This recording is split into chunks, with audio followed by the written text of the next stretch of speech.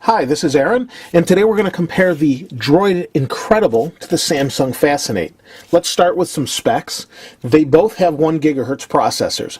There's the Hummingbird processor in the Fascinate and the Snapdragon in the Incredible. They both have the same screen resolution of 800 by 480 pixels, but there is a screen size difference. You can see the 3.5 versus 4-inch screen size difference. Let's take a look at the controls on the front. And what we have here is home, menu, back, and search. Again, menu, home, back, search. A little bit different configuration. Not too big of a deal, I wouldn't think. On the back, you can see there's drastically different designs. The Incredible was supposedly modeled after kind of an F1 race sort of inspired back. They're both plastic, and we'll take those off in a moment. On the sides, we both have volume rockers. You have a spot for like a lanyard that you can feed through here. You have your USB port on the Incredible here, both micro USB on the top on the Fascinate, on the side on the Incredible. On the bottom, you have your little latch to pull the backs off of these. You have a microphone. You have a microphone here. On the back here, like I said, you have cameras, 8 megapixel and 5 megapixel, dual flash, single flash. On this side, nothing on the Incredible, and you have the sleep-wake power button on the Fascinate. On the top, you have 3.5 millimeter headphone jacks, and your sleep-wake and power on for the Incredible. And again, you have the USB or micro USB with a little cover that slides back and forth. This screen is Super AMOLED. This is an OLED screen on the Incredible. So let's go ahead and power them up. Oh, actually, let me show you the back first. Underneath here, we have a nice red, but you can't see it. Now, some specs online show this is coming with an 8 gig or a 2 gig card with 8 gig internal RAM memory for your storage. This did not come with the 2 gig card. Whether that's a mistake or not, I'm not sure. Depends where you look online. This one did not come with it.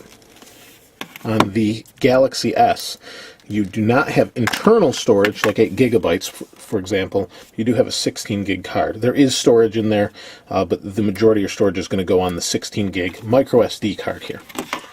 And let's go ahead and close these up and get these booted up. So we'll put the backs back on. You can see kind of cheap plastic.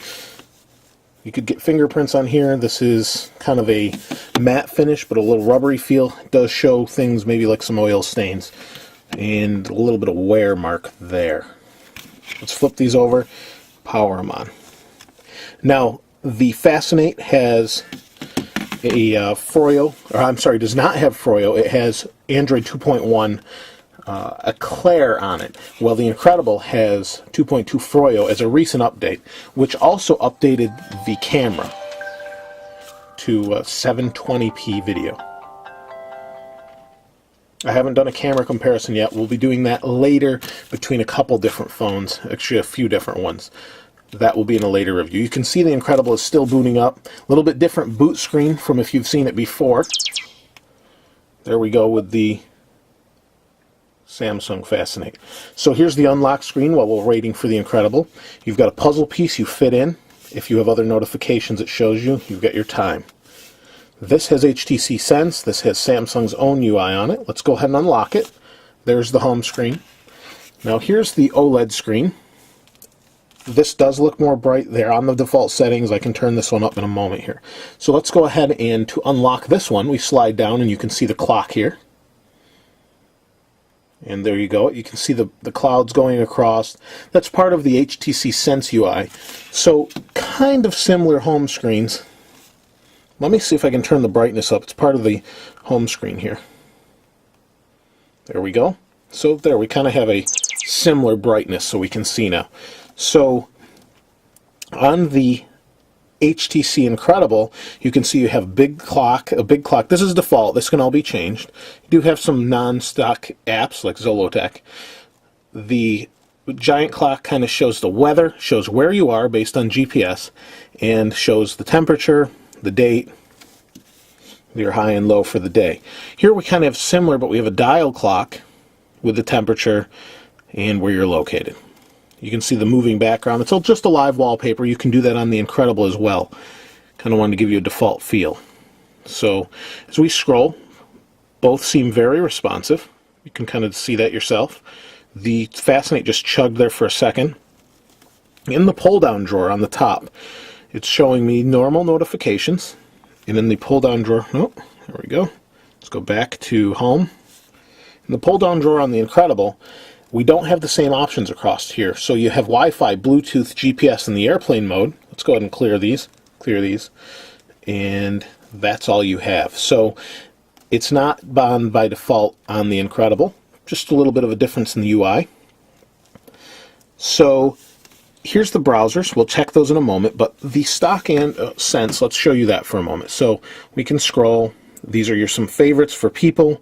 Just another place for your apps. Now, this previously did not have mobile hotspot, but they both have that offering now. There's the 3G mobile hotspot. We can turn that on if you want, and you can use this as a Wi-Fi base station. You can also do that on the Fascinate, as most phones do. That was an addition to Froyo. I believe there's extra fees involved. You'll need to check that with your local provider, or local Verizon provider, I should say. So let's go into the, before we go any further, let's go into the web browser. And we'll go ahead and open the browsers. Now, by default, swipe is turned on here, and you can use that by dragging your finger around to type instead of tapping, and it works quite well. You can add those different ways to different phones, not a default on the Incredible.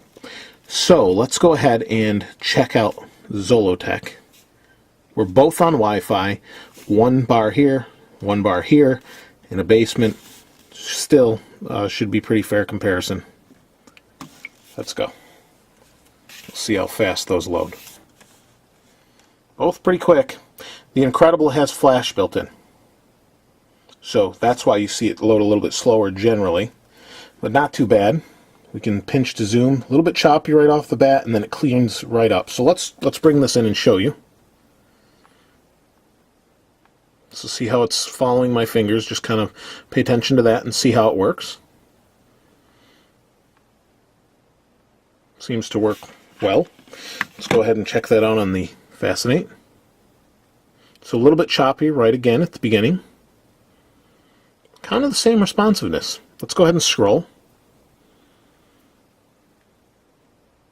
Let's go ahead and scroll on the Fascinate, or I'm sorry, the Incredible. So not loaded. Now, one of the advantages of having flash on here would be you can play these right in the browser. I'm not going to play my videos if you've seen them before. This is actually the Fascinate versus the Droid X. You can play the video. Actually, maybe I will. You can play it right in the browser, or you can open it. See, it's going to play. A little bit choppy. So let's go back home. You cannot do that. It will open YouTube on the Fascinate. Hopefully there'll be an update soon. So that's the web browser. Now let's go into the app drawer. Now this looks a little bit more iPhone-like, and you can swipe like this back and forth. You also have the ability to hit this gear and kind of move things around. Let's go ahead and open the app drawer on the Incredible. Now there are a bunch of apps on here, a lot of Barbie and Princess apps for my daughters. So this may be a consideration. You may not like the little flash that they've added to it. You may or may not. You'll need to consider that. But both are very responsive in moving back and forth. And that's kind of what you get with Android. Just your basic apps, nice. So let's go ahead and close that down. We'll go back home on both screens. Now, let's talk battery life a moment. They're both fairly decent, but the Fascinate seems to have a little bit better battery life. Now, I understand I've had different experiences with others. Each person uses their phone a little bit differently. If you're playing a lot of video, especially flash-based video on the Incredible, I would assume you're going to get less battery life than you would on something, say, like the Fascinate that does not have that built in. Oh, there we go. Well, why'd that do that? I'm not sure. So, there's been some problems and concerns with the Fascinate. with GPS, and some people really saying it's kind of bummed them out, as they wanted it to be so much more, but that needs some updates. And hopefully that comes with Froyo. It'd be nice to see the glitches worked out. The Incredible's been out a while, and it kind of was the premier phone for a while before the Droid X came out, as it had an OLED screen. It was in high demand. So you may like it. It may be your choice, but one of the disadvantages of having OLED and Super AMOLED screens is the brightness in sunlight. You could see that when I turned on the default, the Incredible is quite dim. That's one of the concerns you need, or one of the things you're going to need to take into consideration when purchasing either one of these phones. So you need to take a look at the brightness. And let's compare brightness real quick. We'll turn the brightness on the Incredible all the way up. I thought there was an app for that here. I must have closed it, so let's go into the settings and turn that up. Display. Orientation, and there we go, brightness. Let's turn the brightness of the Fascinate. Oh, let's not automatically adjust it. Let's turn it way up. Let's go on the... And there you can see. They're both full brightness. Let's go to maybe something similar. There we go. So there's a web page. You can see the brightness difference. Both full blast. So either one may be, maybe decent, but in sunlight this changes drastically. And unfortunately I live in cloudy Syracuse, New York, so it's very difficult to get these in direct sunlight where I live.